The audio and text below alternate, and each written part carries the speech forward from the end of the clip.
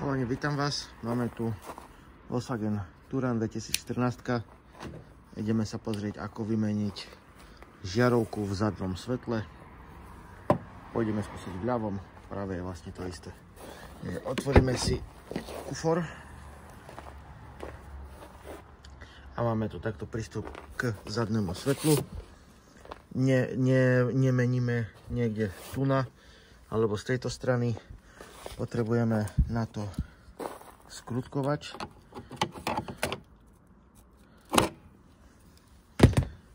So skrutkovačom si dáme preč krytku svetla a následne veľkým plochým alebo Torxom, ale Torx 20 alebo plochy, lebo vidíme, tu máme, takže je to zaostrilo. Tu máme aj väčšiu časť na plochý skrutkovač, aj na Torx 20.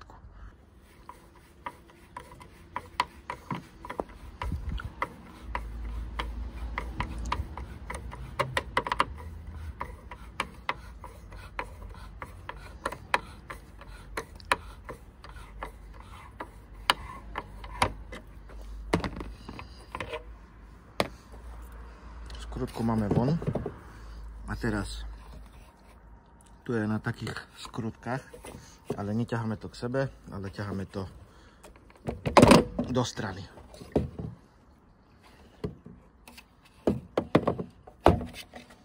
Jedna, druhej riekla. Tak a máme krížové 4 skrutky.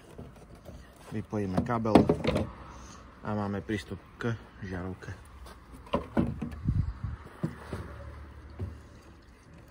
Samozrejme vyčistiť priestor za svetlom a finito. Dúfam, chalani, že vám tento rýchly návod nejako pomohol. My sa vidíme pri ďalšom videu. Čau.